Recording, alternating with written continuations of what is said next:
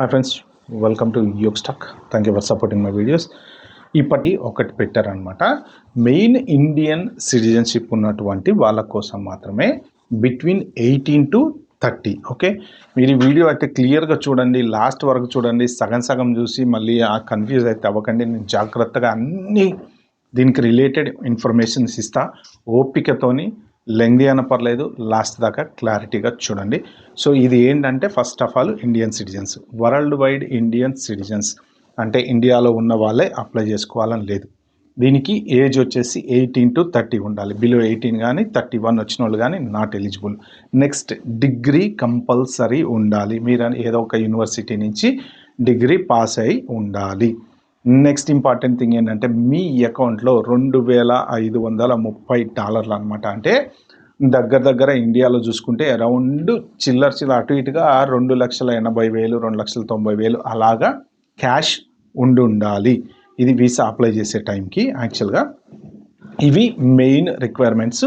So దీనికి వచ్చేసి 3,000 వీసాలు ఉంటాయి, 3,000 వీసాస్. అంటే దీంట్లో ఎలా పార్టిసిపేట్ చేయాలి అంటే, లాటరీ సిస్టమ్ అనమాట. ఒకప్పుడు H1B సెలెక్ట్ చేసేవాళ్ళు, ఇప్పుడు కూడా అలానే ఉంది కానీ, బట్ ఏంటంటే పూలింగ్ లాటరీ సిస్టంలో మీరు అప్లై చేస్తే దానికి కావాల్సింది ఏంటంటే, మీ పేరు, మీ పాస్పోర్ట్ నెంబరు, మీ పాస్పోర్ట్ కాపీ స్కాన్ చేయాలన్నమాట.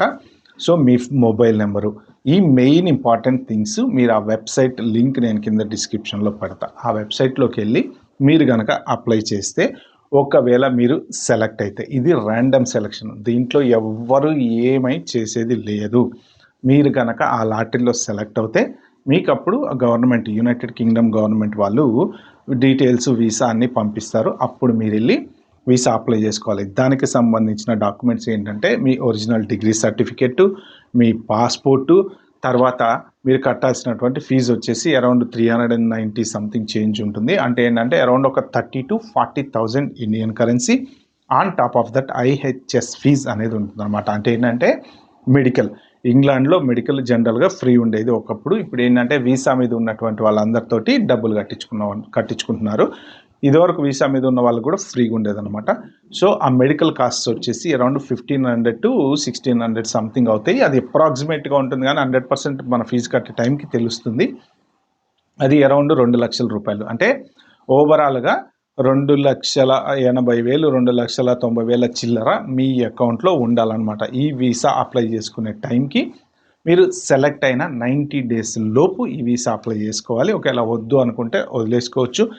లాటరీలోంచి విత్డ్రా చేసుకోవాలనుకుంటే చేసుకోవచ్చు.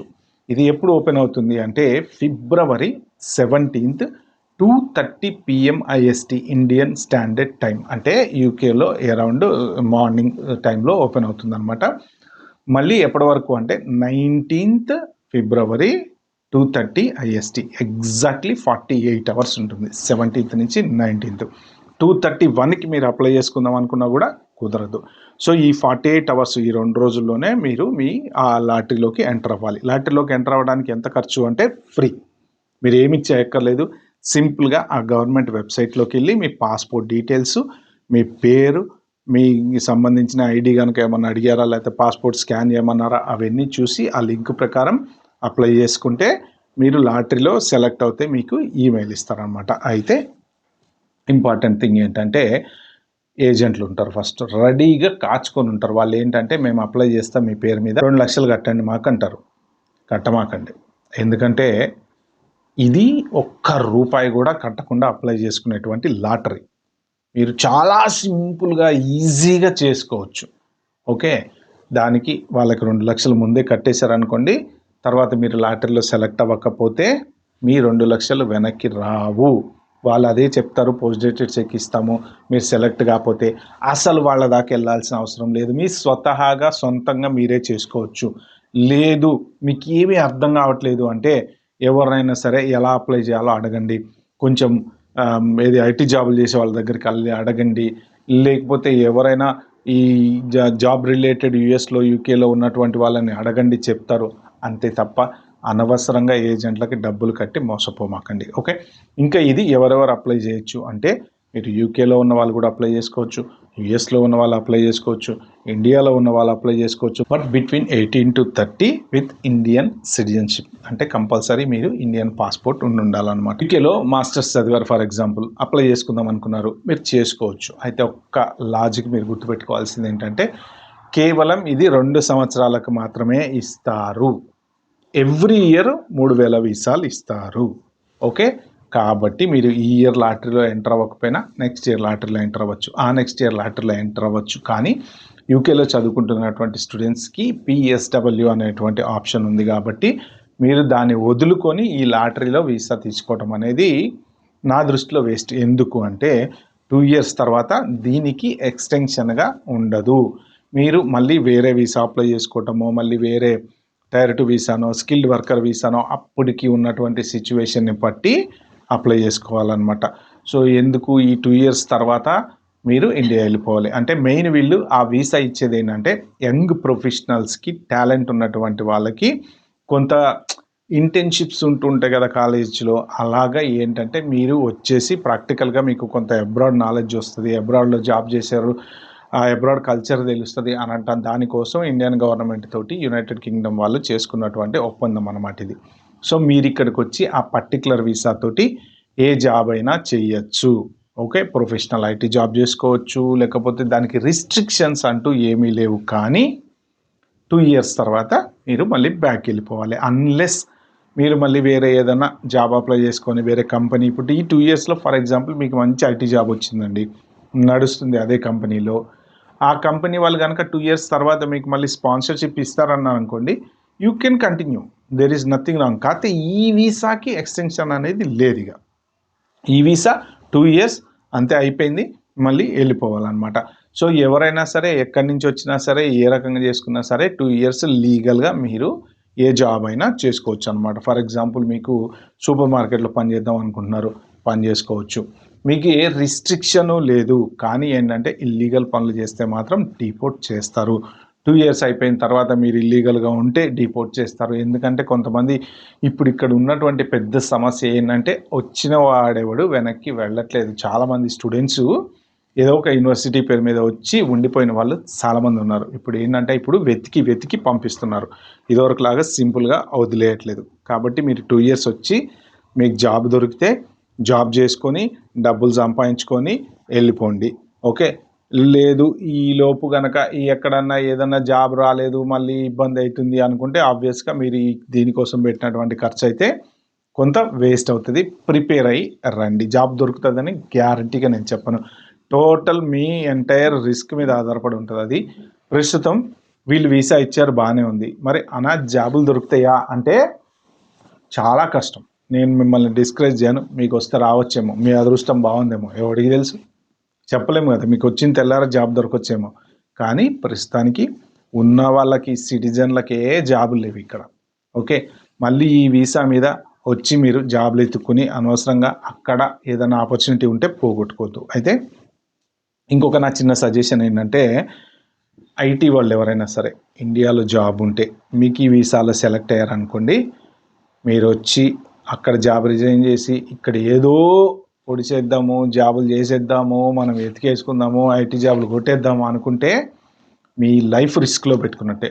ఓకే, ఇది ఎంటైర్లీ నా జస్ట్ ఇచ్చే సలహా మాత్రమే, మీ ఇష్టం. ఆ తర్వాత మీరు అప్ టు యూ. ఆ జాబ్ రిజైన్ చేసి వచ్చారంటే మాత్రం అసలు ఇప్పుడు ఇక్కడ ఉన్నోళ్ళే, ఎక్స్పీరియన్స్డ్ వాళ్ళే తక్కువ జీతానికి పనిచేస్తున్నారు. అలాంటిది మీరు ఒక మంచి జాబ్ ఇండియాలో ఉండి దాన్ని వదిలేసి ఇక్కడికి వీసా మీద వచ్చేసి ఏదో జాబ్ ఎత్తుక్కుందాం అనుకుంటే మాత్రం ఖచ్చితంగా మీరు మార్కెట్లో బిహైండ్ ఉంటారు. ఎందుకంటే స్టాండర్డ్ కాదు మీది.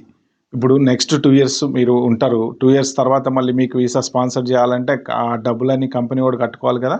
సో అదొకటి. ఇంకొకటి ఏంటంటే ఇది ఖర్చు వచ్చేసి ఎంటైర్ మీ సొంత ఖర్చు మాత్రమే పెట్టుకోవాలి. జనరల్గా స్కిల్డ్ వర్కర్ వీసాకి కంపెనీ వాళ్ళు పెట్టి మిమ్మల్ని పిలిపిస్తారు.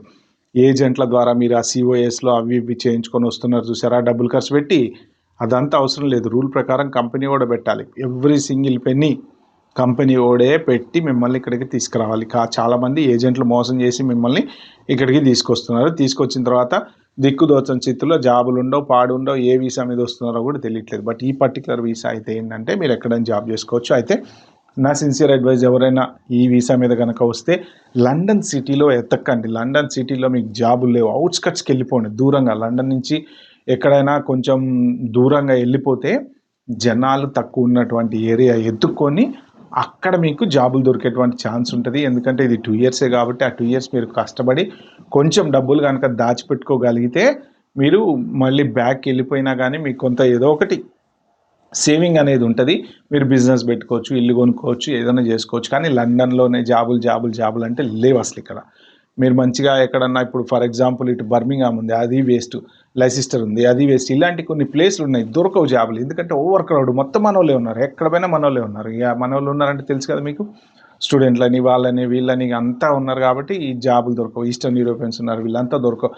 కొన్ని రిమోట్ ఏరియాస్ ఉంటాయి, మీకు కొంచెం విలేజ్ లాగా ఉంటాయి, అక్కడ షాప్స్, కొన్ని సూపర్ మార్కెట్లు, అక్కడికి వెళ్తే ఈజీగా దొరికేటువంటి ఛాన్స్ ఉంది. ఎందుకంటే అంత దూరం వెళ్ళి పనిచేసే వాళ్ళు తక్కువ మంది ఉంటారు కాబట్టి అక్కడే ఎత్తుకోండి జాబు.